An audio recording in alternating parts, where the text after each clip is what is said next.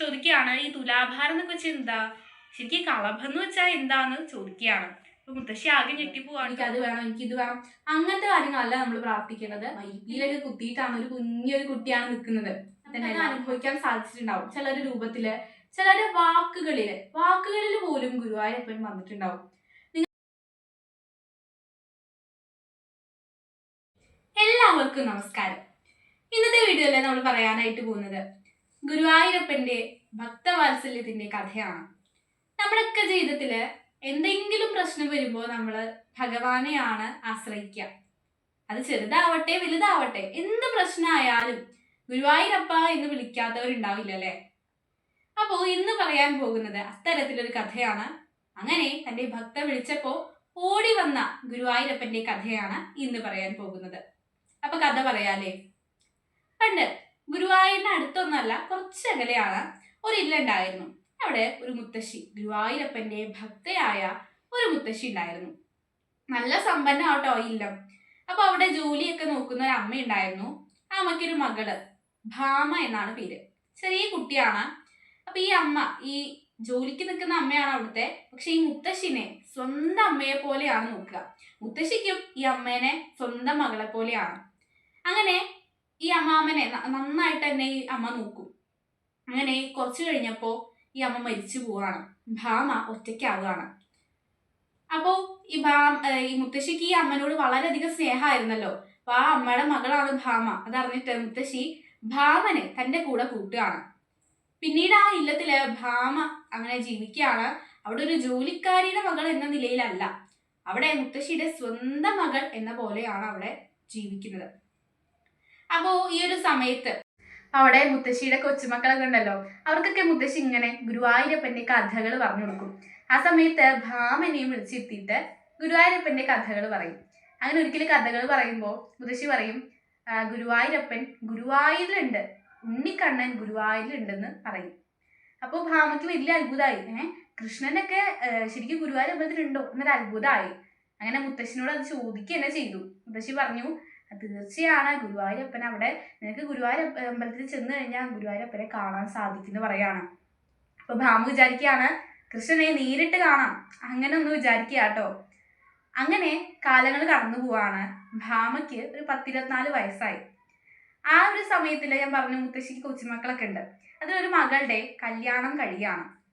കല്യാണം കഴിയുമ്പോൾ കുറേ ബുദ്ധിമുട്ടിയിട്ടാണോ കല്യാണം കഴിയുന്നത്. കാരണം കുറെ അന്വേഷിച്ചു, ആ ഒരു വിവാഹത്തിനായിട്ട് കുറേ ബന്ധുക്കളൊക്കെ അന്വേഷിച്ചു. അങ്ങനെ അവസാനം കുറേ കാലങ്ങൾക്ക് ശേഷമാണ് കല്യാണം കഴിഞ്ഞത്. അങ്ങനെ കല്യാണം കഴിഞ്ഞുണ്ടാവുന്ന ആദ്യത്തെ കുട്ടിക്ക് കളഭം കൊണ്ട് തുലാഭാരം നടത്താം എന്ന് ആ മുത്തശ്ശി ഇങ്ങനെ ആ ഒരു പൂജാമുറിയിൽ ഇരുന്നിട്ട് ഇങ്ങനെ വഴിപാട് ഗുരുവായൂരപ്പന് മുന്നിൽ നിന്ന് വിളിക്കുകയാണ്.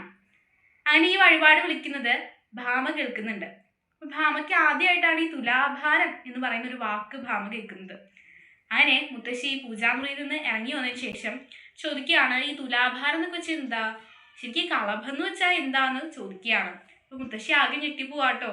കുട്ടിക്ക് കളഭം എന്താന്ന് പോലും അറിയില്ലേന്ന് ചോദിക്കുകയാണ്. പറയാണ്, കളഭം നല്ല സുഗന്ധമുള്ള വസ്തുവാണ്, അത് ഭഗവാന്റെ മീനിയിൽ ചാർത്തും എന്നൊക്കെ പറഞ്ഞു കൊടുക്കുകയാണ്. പിന്നെ തുലാഭാരം എന്ന് വെച്ച് കഴിഞ്ഞാല് നമ്മളൊരു വഴിപാടായിട്ട് ഭഗവാനെ സമർപ്പിക്കുന്നതാണ്, ഭഗവാന് ഏറ്റവും പ്രിയപ്പെട്ടതാണ് എന്ന് പറഞ്ഞു കൊടുക്കുകയാണ്. അങ്ങനെ മുത്തശ്ശിയുടെ ആ കൊച്ചുമകളുടെ കല്യാണം കഴിയാണ്, വിവാഹം കഴിയാണ്. വിവാഹം കഴിഞ്ഞിട്ട് ആദ്യത്തെ കുട്ടി ഉണ്ടാവുകയാണ്. ആ സമയത്ത് മുത്തശ്ശി വഴിപാടിന്റെ കാര്യം പറയാണ്. അപ്പൊ ഈ വഴിപാടിന്റെ കാര്യം പറഞ്ഞപ്പോൾ എല്ലാവരും സമ്മതിച്ചു. ശരി, നമുക്ക് അന്ന് ഗുരുവായൂരിൽ പോയിട്ട് നമുക്ക് ആ വഴിപാട് ചെയ്യാമെന്ന് സമ്മതിക്കുകയാണ്. അങ്ങനെ വീട്ടിലെ ഇല്ലത്തെ എല്ലാവരും കൂടിയിട്ട് ഗുരുവായൂർ പോകാൻ തീരുമാനിക്കുകയാണ്. അപ്പൊ ഭാമയ്ക്ക് വലിയ സന്തോഷമായി. കാരണം ആ ഒരു വഴിപാടിന്റെ പേരിലെങ്കിലും എനിക്ക് ഗുരുവായൂരിൽ പോകാൻ സാധിക്കുമല്ലോ എന്നൊരു സന്തോഷമാണ്. അങ്ങനെ ഭാമ വലിയ സന്തോഷത്തിലാണ് അന്ന് കിടന്നുറങ്ങിയത്. പക്ഷേ ഭാമയ്ക്ക് പോകാനായിട്ട് സാധിച്ചില്ല. കാരണം എന്താ അറിയോ, മുത്തശ്ശിക്ക് ഒരു അസുഖം വന്നു. അപ്പൊ മുത്തശ്ശീനെ നോക്കേണ്ട ഉത്തരവാദിത്തം ഭാമയ്ക്കാണല്ലോ. അതുകൊണ്ട് ഭാമയെ പോയി. ഭാമയ്ക്ക് അത് വലിയ വിഷമാവുന്നുണ്ട്. കാരണം ഒരുപാട് ആഗ്രഹിച്ചു, ഒരിക്കൽ പോലും ഭാമ പോയിട്ടില്ല. അപ്പോ ഉണ്ണിക്കണ്ണനെ നേരിട്ട് കാണാൻ പറ്റുന്നാണല്ലോ മുത്തശ്ശി പറഞ്ഞത്. എനിക്ക് ഇനി കാണാൻ പറ്റില്ലേ എന്നൊരു വിഷമം വരികയാണ്. അങ്ങനെ എന്തായാലും മുത്തശ്ശിയെ നോക്കേണ്ടത് തന്റെ ഉത്തരവാദിത്വമാണെന്ന് ഭാമയ്ക്ക് അറിയാം. അങ്ങനെ അവിടെ നിൽക്കുകയാണ്, ഇല്ല തന്നെ നിൽക്കുകയാണ്. അങ്ങനെ എല്ലാവരും ആ ഒരു ചോറൂണ് കഴിഞ്ഞ് തിരിച്ചു വന്നിട്ട് ഭാമയുടെ കാര്യം എല്ലാവർക്കും അറിയാം. അതുകൊണ്ട് തന്നെ കുറച്ച് കളഭം, അവിടെ അമ്പലത്തിൽ നിന്ന് കിട്ടിയ കുറച്ച് കളഭം എല്ലാവരും കയ്യിൽ വെച്ചിട്ടുണ്ടായിരുന്നു. അത് ഭാമയ്ക്ക് കൊടുക്കുകയാണ്. ഇങ്ങനെ ഭാമ അത് കയ്യിൽ കിട്ടിയപ്പോൾ അതിങ്ങനെ നെറ്റിയിൽ ചൂടുകയാണ്, ഇങ്ങനെ ചെയ്യാണ്. അത് കയ്യിൽ കിട്ടിയപ്പോൾ എന്തൊരു സുഗന്ധമാണ്. ഈ ഒരു ചെറിയ കുറച്ച് കളഭത്തിന് തന്നെ എന്തൊരു സുഗന്ധമാണ്. അപ്പം ഇത് മൊത്തം മേനിയിൽ മൊത്തം ചാർത്തുന്ന ഗുരുവായൂരപ്പന് എന്തൊരു സുഗന്ധമായിരിക്കില്ലേ മുത്തശ്ശീന്ന് ചോദിക്കുകയാണ്. അങ്ങനെ കുറച്ചു കാലം കഴിഞ്ഞപ്പോൾ ഭാമയ്ക്കും കല്യാണം ആവാറായല്ലോ. അവർ കല്യാണപ്രായമായി, കല്യാണം അന്വേഷിക്കുകയാണ്. അങ്ങനെ നല്ലൊരു കൂട്ടരെ തന്നെ കിട്ടുകയാണ്. ഗുരുവായൂരപ്പൻ്റെ അനുഗ്രഹം എന്ന പോലെ നല്ലൊരാളെ തന്നെ കിട്ടുകയാണ്. അത് വിശ്വാസി തന്നെയാണ് കേട്ടോ. കല്യാണം കഴിച്ച ആള് വിശ്വാസി തന്നെയാണ്. ഗുരുവായൂരപ്പന് വലിയ ഇഷ്ടം തന്നെയാണ്. അങ്ങനെ കല്യാണം കഴിയാണ്. കല്യാണം കഴിഞ്ഞ് ആ ഒരു ചെറുക്കൻ്റെ വീട്ടിലേക്കാണല്ലോ പിന്നെ താമസിക്കേണ്ടത്. അങ്ങനെ പോവാണ്. പിന്നെ ആ ഇല്ലം വിട്ട് പോവാണ്. ഇനി ഇടയ്ക്കൊക്കെ അല്ലേ വരാൻ പറ്റുള്ളൂ. അപ്പൊ പോകുന്ന സമയത്ത് ആ ഒരു മുത്തശ്ശീനെ ഓർക്കുകയാണ്. മുത്തശ്ശിയുടെ പൂജാമുറിയിൽ പോയിട്ട് ഗുരുവായൂരപ്പൻ്റെ ഒരു ചെറിയൊരു ഫോട്ടോ ഉണ്ട്. ആ ഫോട്ടോയുടെ അവിടെ നോക്കിയിട്ട് ഇങ്ങനെ പറയാണ്, ഗുരുവായൂരപ്പനെ വഴിപാട്, ഒരു നിമിഷത്തിലെ വഴിപാട് വിളിക്കുകയാണ്. ഗുരുവായൂരപ്പ, എനിക്ക് ആദ്യത്തെ കുട്ടി ഉണ്ടാകുമ്പോൾ ഞാൻ ആ കുട്ടിയുടെ ചോറൂണിന് ചോറിൻ്റെ അന്ന് ഗുരുവായൂരപ്പന് കളഭം വെച്ചിട്ട് ഞാനും തുലാഭാരം നടത്താം എന്ന് പറയാണ്. അപ്പൊ ഭാമയ്ക്ക് അത്രയ്ക്ക് അറിവൊന്നുമില്ല, തുലാഭാരത്തിന് വലിയ പൈസ ആവുന്നുള്ള ആ ഒരു അറിവൊന്നുമില്ല. അങ്ങനെ ഭാമ അത് പറഞ്ഞിട്ട് പോവാട്ടോ. അങ്ങനെ കല്യാണം കഴിഞ്ഞ് വീട്ടിലേക്ക് എത്തി. അങ്ങനെ ആദ്യത്തെ കുട്ടി ഉണ്ടാവുകയാണ്. 1-2 വർഷത്തിനുള്ള ആദ്യത്തെ കുട്ടി ഉണ്ടാവുകയാണ്. അപ്പൊ ഈ കുട്ടി ഉണ്ടാകുമ്പോൾ ഒരുപാട് ആഗ്രഹിച്ചുണ്ടായ കുട്ടിയാണ്. ഒരുപാട് പേര് വഴിപാട് വിളിച്ചിട്ടുണ്ട്. പഴനിക്ക് പോവാം, അങ്ങനെ ഒരുപാട് വഴിപാട് വിളിച്ചിട്ടുണ്ട്. കുട്ടീൻ്റെ ചോറൂണിന്റെ സമയമായി. അപ്പോൾ ഈ വഴിപാടൊക്കെ ഓരോന്നായിട്ട് ഭർത്താവ് ചെയ്തുകൊണ്ടിരിക്കുകയാണ്. അത്ര വലിയ പൈസ ഒന്നുള്ള ആളല്ല, എങ്ങനെ തന്നാൽ കഴിയുന്ന രീതിയിൽ വഴിപാടുകളൊക്കെ നടത്തിക്കൊണ്ടിരിക്കുകയാണ്. അപ്പൊ ചോറൂണിന്റെ സമയമായി. ചോറൂണ് എവിടെ വെച്ച് വേണമെന്ന് ഇങ്ങനെ ആലോചിച്ചപ്പോൾ ഭാമ വാശി പിടിക്കുകയാണ്, എനിക്ക് ഗുരുവായൂർ എന്നെ വേണമെന്ന് പറയാണ്. ഭർത്താവ് ചോദിക്കുന്നുണ്ട്, എന്തിനാണ് അത്ര അകലെ പോകുന്നത്, കുറച്ച് പൈസ ചിലവുള്ള കാര്യമല്ലേ, നമുക്ക് നമ്മുടെ അടുത്തുള്ള വല്ല അമ്പലത്തിലെങ്ങാനും പോയാൽ മതിയില്ലേ എന്ന് ചോദിക്കുന്നുണ്ട്. പക്ഷെ ഭാമ സമ്മതിക്കുന്നേ ഇല്ല. അപ്പൊ ഭാമയുടെ വാശി കണ്ടിട്ട് അവസാനം ഭർത്താവ് സമ്മതിക്കുകയാണ്. ശരി, നമുക്ക് ഗുരുവായൂർ തന്നെ പോയിട്ട് ചോറൂണ് നടത്താൻ വേണ്ടി സമ്മതിക്കുകയാണ്. അങ്ങനെ ഗുരുവായൂർ പോകുന്ന വഴിക്ക് ആ ഒരു ഭർത്താവിന്റെ അമ്മക്ക് ചെറുതായിട്ട് എന്തൊക്കെയോ വഴിപാട് വിളിച്ചിട്ടുണ്ടായിരുന്നു, ചെറിയ വഴിപാട്, അതൊക്കെ നടത്തുകയാണ്.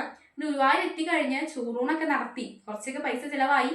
അങ്ങനെ ചോറൂണ് നടത്തി കഴിഞ്ഞപ്പോഴാണ് ഭാമ ഈ തുലാഭാരത്തിന്റെ കാര്യം പറയുന്നത്. അതങ്ങോട്ട് കേട്ടപ്പോൾ ഭർത്താവിന് എന്താ പറയാ, ഞെട്ടിപ്പോയി. കാരണം അത്രക്കൊന്നും പൈസ എത്തിയിട്ടുണ്ടായിരുന്നില്ല.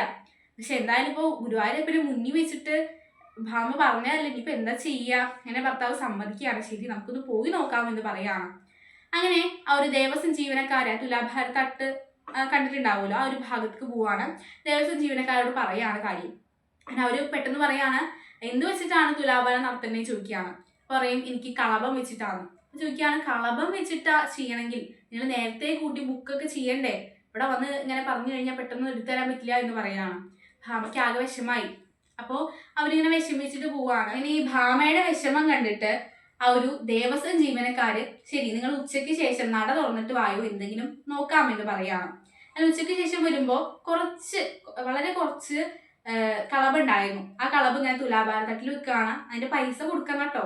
ഭർത്താവ് ഇങ്ങനെ എത്രയോ പൈസ, ഭയങ്കര ടെൻഷനാണ്. ഭർത്താവിന് ചെറുതായിട്ട് ദേഷ്യം വരുന്നുണ്ട്. ഈ സമയത്താണോ നീ ഇത് പറയുന്നത്, എന്തിനാ അങ്ങനെ ആവശ്യമില്ലാത്ത വഴിപാടൊക്കെ വിളിക്കുക, അങ്ങനത്തെ ചെറിയൊരു ദേഷ്യവും. ഭാമനെ ഇങ്ങനെ നോക്കുന്നുണ്ട്.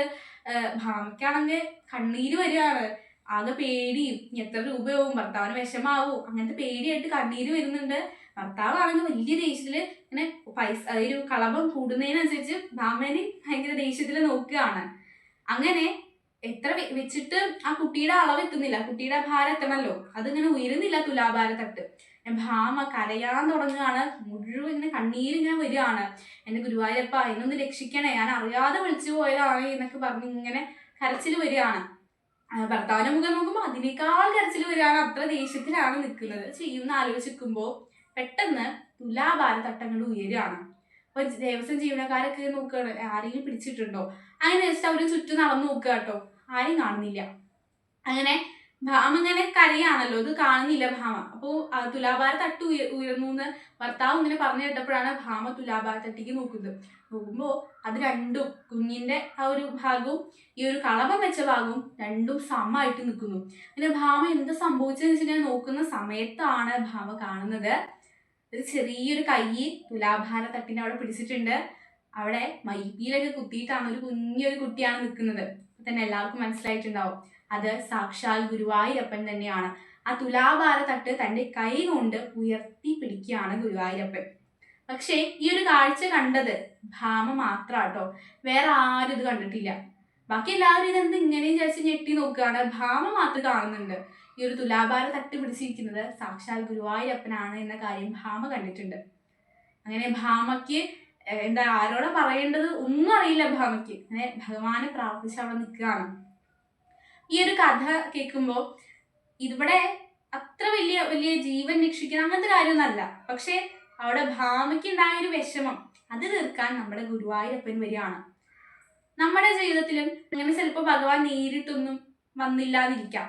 പക്ഷെ ചിലരുടെ രൂപത്തില് നമുക്കത് അനുഭവിക്കാൻ സാധിച്ചിട്ടുണ്ടാവും. ചിലരുടെ രൂപത്തില്, ചിലരുടെ വാക്കുകളിൽ പോലും ഗുരുവായൂരപ്പൻ വന്നിട്ടുണ്ടാവും.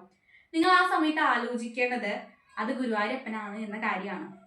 ഭാമയ്ക്ക് ഉണ്ടായിരുന്ന പോലെ ഭാമയ്ക്ക് ഒരു കാര്യം അറിയില്ലായിരുന്നു. എന്താണ് തുലാഭാരം, അതിന് എത്ര പൈസ ചെലവാവും, ആ കാര്യങ്ങളൊന്നും ഭാമയ്ക്ക് അറിയില്ലായിരുന്നു. അതുപോലെ അങ്ങനെ നമുക്കും വലിയ അറിവൊന്നും ഉണ്ടാവണമെന്ന് ഒരു നിർബന്ധവും ഇല്ല. മേൽപ്പത്തൂരിന്റെയും കുറൂരമ്മയുടെ ഒക്കെ കഥ നോക്കുകയാണെങ്കിൽ നമുക്ക് ആ കാര്യം മനസ്സിലാവും. അപ്പൊ എല്ലാവർക്കും അതുപോലെയുള്ള നിഷ്കളങ്ക ഭക്തി ഉണ്ടാവട്ടെ എന്നാണ് നമ്മൾ പ്രാർത്ഥിക്കേണ്ടത്. എനിക്കത് വേണം, എനിക്കിത് വേണം, അങ്ങനത്തെ കാര്യങ്ങളല്ല നമ്മൾ പ്രാർത്ഥിക്കേണ്ടത്. എനിക്ക് ഭക്തി ഉണ്ടാവണേന്ന് എപ്പോൾ നമ്മൾ പ്രാർത്ഥിച്ചോ അപ്പൊ തന്നെ നമുക്കത് ലഭിക്കും. കാരണം നമ്മുടെ നേട്ടത്തിന് വേണ്ടിയിട്ടല്ല, നമുക്ക് ഭഗവാനോടുള്ള ഇഷ്ടം കൂടാനാണ് നമ്മൾ പ്രാർത്ഥിക്കുന്നത്. എല്ലാവർക്കും ഗുരുവായൂരപ്പന്റെ അനുഗ്രഹം ഉണ്ടാകട്ടെ എന്ന് ആശംസിക്കുന്നു. അതുപോലെ തന്നെ വീഡിയോ ഇഷ്ടപ്പെട്ടെങ്കിൽ ഭഗവാന്റെ നാമം അതൊന്ന് കമന്റിൽ ഇടണം കേട്ടോ. എല്ലാവർക്കും നന്ദി. Thank you.